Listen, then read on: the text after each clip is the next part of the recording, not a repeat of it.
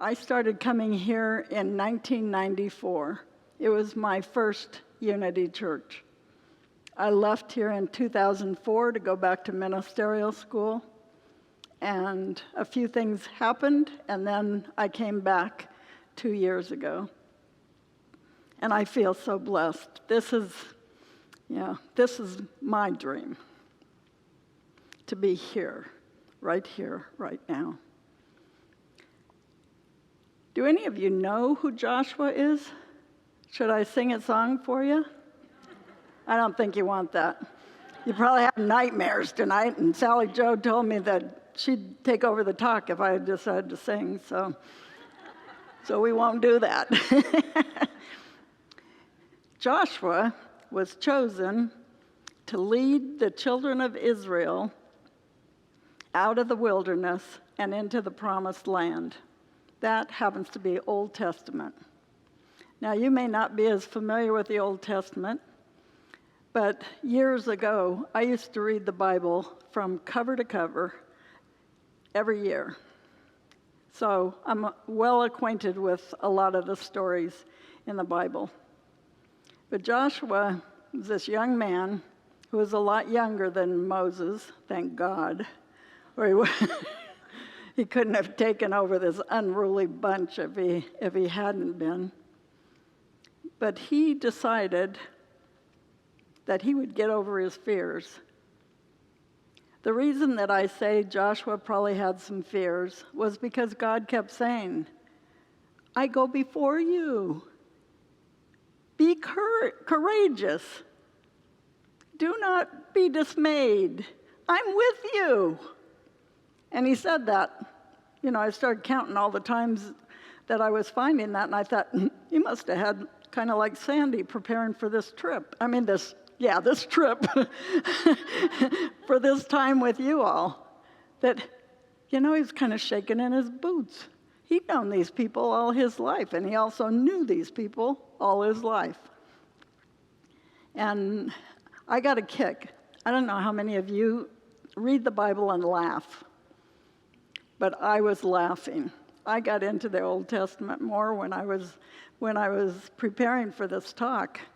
And I couldn't believe how many times the people of Israel would promise Moses that they would do good. They would follow him. They would do just as God wanted. And then a couple verses down from there, here they are, building a golden calf, eating food that wasn't theirs to eat. All these kinds of things that they were doing that they said they wouldn't do. No wonder Joshua was scared. He had to put up with this group. Joshua had been a spy. There were 12 spies that went into the promised land, this land that God was giving to them. And he and Caleb, you may have heard of him. Maybe he doesn't have as big a picture in the story. But the two of them were the only ones of the 12 spies that went in to look at the promised land that thought it was a good idea to go there. The other 10 spies came back and they said, we don't want to go there. There's giants in the land. We'll be dead. Have you brought us out of all of everything just to take us back and us get slaughtered? That was the 10. And then there was Joshua, and he says, this is a land of milk and honey. Look at the size of the grapes that we brought back. All he could talk about was how good it was, and we ought to go in there. And then Moses died, or made his transition. Sorry, I'm at Unity. But made it, and God buried him on top of a mountain. Can't remember the name of it right at the moment, but if you're really interested, I'll get my Bible out and we'll find it for you. But he died on the mountain, looking out at the promised land, because Moses had not done things exactly the way that he was supposed to. So his punishment was to look at the promised land from up on the mountaintop and see this land that they were going to be headed for. But he wasn't allowed to go in.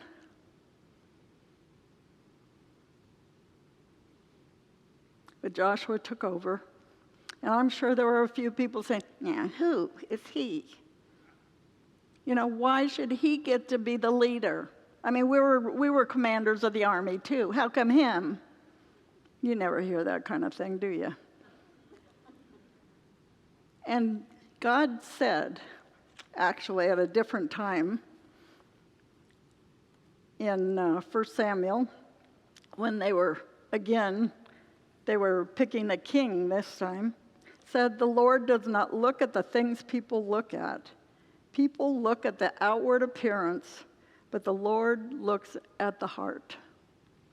The Lord knew that Joshua was the one for leading the people out, that God could rely on him.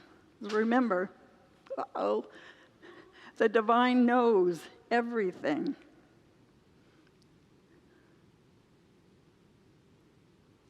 No matter what I'm thinking. And guess where they were going first on this little trip? You heard Sally Joe singing about walls. They were heading for Jericho.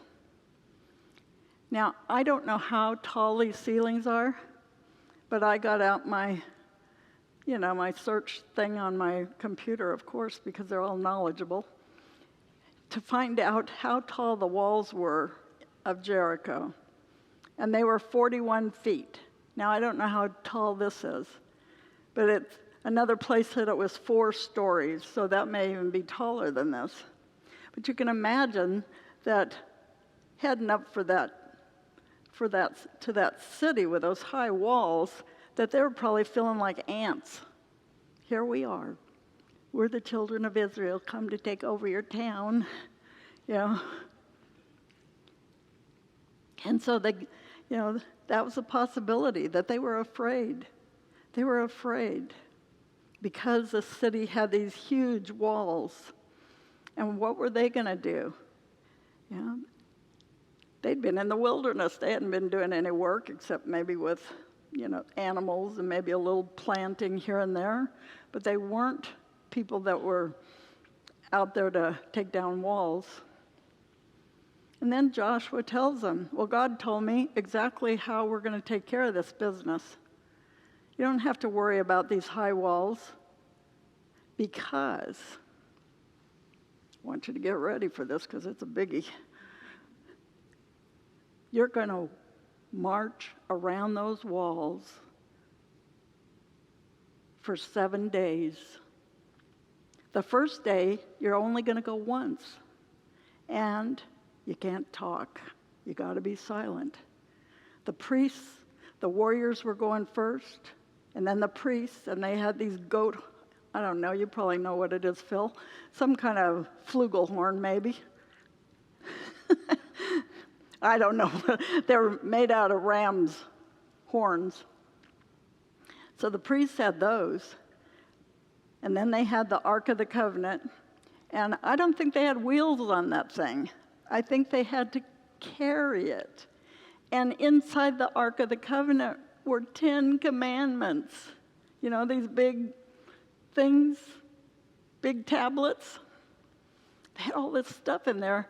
And there were at least four people, maybe more, carrying this thing. And then there were warriors behind them. So warriors in front, warriors behind, the priests, and then the Ark of the Covenant. And they were going to walk around the walls one time a day for 6 days, every day, and then come back. On the 7th day, by the way, 7 is a number of perfection. When you look at things metaphysically in the Bible, which is looking beyond what the word 7 is. So on the 7th day, Joshua says, okay, get ready. We're going to march around Jericho 7 times. And so they were blowing the flugelhorns, and they were marching once, twice, And at the end of it, they had a special message. So they went 7 times. On the 7th time, all of a sudden, they blew the horns, and then they shouted, and those walls came tumbling down. Now you remember the song, don't you? Joshua fought the battle of Jericho. Never mind, I won't go there. But anyway, so the walls came tumbling down. Now I looked at, I'm doing my best to give you a little bit of background. I looked, and archaeologists kind of, they're not too sure this happened. I mean, one group said it did, but it couldn't have happened in the time frame that the Bible says. So I didn't want to burst your bubble. So I'm kind of on the fence about this. It could have happened, and maybe it didn't. But it makes a good story for us, and it makes a good story to teach us, because that, to me, is what it's all about. It's not about, I believe it, God said it, that settles it. That was my background for 25 years. That I believed every word, and that I believed that if I didn't believe it, then I was out of line. So I'm giving you the opportunity to think beyond what you're reading and to see how that might apply in your life. One of my favorite psychologists, Maria Nemeth, talks about basic assumptions that we have. I want you to look at these walls as basic assumptions or thoughts that don't serve you. Basic assumptions are, she believes they come in with us. We come in with them, that we come in with them. I'll tell you what mine is. Something's wrong with me. All of my life, I have heard this little voice in my head saying, something's wrong with me. And there's other ones, like, I'm too old, I'm too young, I'm not successful enough, I don't have enough money, I don't have the right education, and on and on and on. But if you ever hear this little voice going on in your head, that's a wall. And I'm saying that those walls, just like the walls of Jericho, can come down. And there's a process of getting there. A process. Become aware of them. A lot of times we don't even realize what's running us. But I think about that something's wrong with me thing, and looking back, I can see where I was given that message by my parents. Not because they were awful people, because they weren't, but they would tell me, or my mother would say, your dad went to college, and before he went to college, he was a National Honor Student. How come you aren't? Something's wrong with me. Little things like that. I get to wait and find out what kind of messages I gave my kids as they were growing up. But we do the best we can. But you may have, and I believe that everybody does, have something that has spoken to you throughout your life that wants to put you down. One of them is, I don't belong here. I don't belong anywhere. And I laugh. Have you heard of Brene Brown? Have you ever seen her? That woman, she wears clogs and jeans and a shirt when she's on a TED Talk. There's no dressing that woman up. She's from Texas. And she, talk about not belonging, because some people tried to get her to change her clothes. No, this is me. She, in a period of her life, had a problem, wanted to clean up her life. So she went to AA. Well, they told her, now this is so unbelievable to me, they told her she didn't belong in AA, that she ought to go to Al-Anon, or she ought to go to CODA, or some other, but she didn't belong in AA. So she listened to him, and she decided, you know what? I'm going to go. You told me I don't belong here, I'll go. She goes to CODA. They told her she ought to go back to AA. I don't know. I had my time of doing 12 steps. Nobody told me I didn't belong. Thank you, God. But that, we have these voices that talk to us and tell us we're not good enough. We don't belong. That something needs to be fixed. And I'm telling you, become aware. Just listen to the thoughts that are going on in your head. Now, you may be perfect and have no faults and no voices, and good luck with that. But listen to what's going on in your head. Listen to the things that you say to people. Because out of the mouth of babes comes wisdom. Even when you're my age, you're still a babe, right? So listen to what's coming out of your mouth. Listen to the thoughts that you have. And then you can, as you hear them and realize what they're saying, you can say, no, that is not true of me. That is not true of me. I am perfect, whole, and complete, just the way I am. Can you say that with me? I am perfect, whole, and complete, just the way I am. Say that. Yeah, breathe into it, because it's true.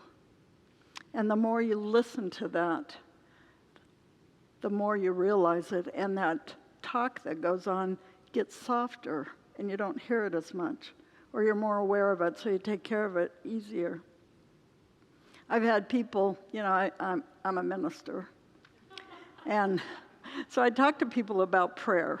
I talk to people about meditation, and sometimes the newer generations, of which I am not, kind of look at me like, that's sitting on your meditation cushion going, oh. The truth is, if you don't spend time in prayer and meditation, you don't have that connection. You don't have that connection with Spirit. The more I spend time with Spirit, the more I hear the divine ideas, like for this talk. I would get on one track, and then the next thing I knew, I was on another. Because I spend time with the divine. I can't, divine ideas come in the shower sometimes. Wherever, driving a car, when you're not thinking about what you want to be thinking about, these ideas come. And it's really important to be spending time with that one power, one presence, God. Because then you get to realize those walls are coming tumbling down. They don't keep me in, and they don't keep me out. They're not there anymore, because I'm doing the necessary work to keep me going one step at a time. So we're going to work on what needs to be done, walking around those walls, marching around those walls, shouting in celebration, and the walls come tumbling down. Thank you.